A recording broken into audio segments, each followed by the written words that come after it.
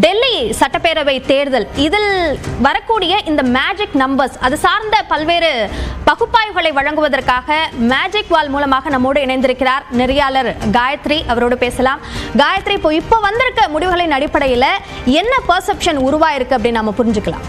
நிச்சயமா அபிநயா, அப்போ இந்த லீடிங்கோட ரிசல்ட்ஸ் அப்படிங்கிறது நமக்கு உடனுக்குடன் இந்த மேஜிக் பால்ல தரவுகளாக கிடைக்கப்பட்டு கொண்டே இருக்கிறது. அந்த அடிப்படையில் இப்போ இருக்கக்கூடிய இந்த தேர்தல் நிலவரத்தில் என்னென்ன மாதிரியான ட்ரெண்ட் அப்படிங்கிறது மாறிட்டு வருது அப்படிங்கிறத இங்க இருக்கக்கூடிய நம்பர்ஸ் மூலமா நம்ம பார்க்கலாம்.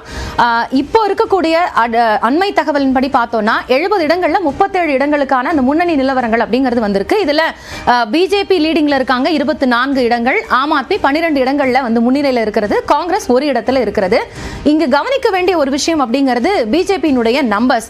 அதுலயும் குறிப்பா பார்த்தோம்னா எந்தெந்த பகுதிகளில் என்ன மாதிரியான அடிப்படை காரணிகள் இதுக்கு மாறி இருக்கு அப்படின்னு பார்த்தோம்னா, இந்த இடம் அப்படிங்கிறது அதாவது ஒரு குறிப்பிட்ட இடத்துல ஆம் ஆத்மிக்கு இருந்த அந்த பேஸ் அப்படிங்கிறது பிஜேபிக்கு ஷிஃப்ட் ஆயிருக்கா அப்படிங்கிற ஒரு கேள்வி எழுந்திருக்கிறது. ஏன்னா ஜாட் இன்ஃப்ளூயன்ஸ் சீட்ஸ், அதே மாதிரி 2020 கடந்த சட்டமன்ற தேர்தலில் பார்த்தோம்னா ரொம்ப க்ளோஸ் கான்டாக்ட் இருந்த ஒரு தொகுதியாக இது பார்க்கப்படுகிறது. வெஸ்ட் டெல்லியினுடைய மிக முக்கியமான ஒரு பகுதி. அந்த இடத்துல தற்போது பிஜேபி லீடிங்ல இருக்கிறாங்க. அதே மாதிரி ஆம் ஆத்மி லீடிங்ல இருக்கக்கூடிய இடங்கள் அப்படின்னு பார்த்தோம்னா மிக முக்கியமாக 2020 இதுவும் க்ளோஸ் கண்டெஸ்ட் இருந்தது. அதே மாதிரி மிடில் கிளாஸினுடைய வாக்கு வங்கி அப்படிங்கிறது இந்த வெற்றியை தீர்மானிக்கிறதுல இந்த தொகுதியில் முக்கிய காரணியாக இருக்கும் அப்படின்னு சொல்லப்படுகிறது. சாந்தினி சவுக் வந்து மிக முக்கியமான ஒரு பகுதியாக பார்க்கப்படுகிறது. அதுல இருக்கக்கூடிய ஒரு தொகுதி அப்படிங்கிறதுனால இப்போ ஆம் ஆத்மிக்கு என்ன மாதிரியான ஒரு அடிப்படை வெற்றி அங்க கிடைக்கிறதுக்கு வாய்ப்பு இருக்கு அப்படிங்கிற கேள்வியும் எழுந்திருக்கிறது.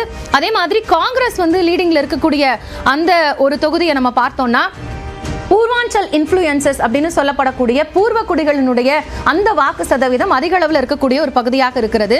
அங்க பிஜேபியிலிருந்து ஆகத் தீபக் சௌத்ரி, அதே மாதிரி ஆம் ஆத்மியிலிருந்து அஜேஷ் யாதவ் வந்து போட்டியிட்டாங்க. காங்கிரஸ் தரப்பிலிருந்து தேவேந்திர யாதவ் போட்டியிட்டார். இப்போ அவர் வந்து லீடிங்ல இருக்கிறாரு. காங்கிரஸை பொறுத்த மட்டும் ஏற்கனவே அவங்க வந்து 2008 இருந்து அந்த தேர்தல்களில் வெற்றி பெற்ற பொழுது அவங்களுக்கு பேஸா இருந்தது அப்படின்னு பார்த்தோம்னா இந்த மாதிரியான அந்த பூர்வாஞ்சலினுடைய வாக்கு சதவிகிதம், அதே மாதிரி இஸ்லாமியர்களுடைய வாக்கு சதவிகிதம். ஸோ அந்த அடிப்படையில் பார்க்கும் பொழுது எஸ்சி ரிசர்வ்டா இருக்கக்கூடிய இந்த தொகுதியில் அவங்களுக்கும் ஒரு சாதகமான அம்சம் இருக்கு அப்படின்னு பார்க்க முடிகிறது. ஒட்டுமொத்தமாக வந்து அடிப்படையில் இந்த ஜாட், அதே மாதிரி பூர்வாஞ்சல், அதே மாதிரி மிடில் கிளாஸ் இவங்கெல்லாம் வாக்கு சதவிகிதத்தை இந்த முறை கணிசமாக மாற்றி இருக்கக்கூடும் எதிர்பார்க்கப்படுகிறது. நன்றி காயத்ரி.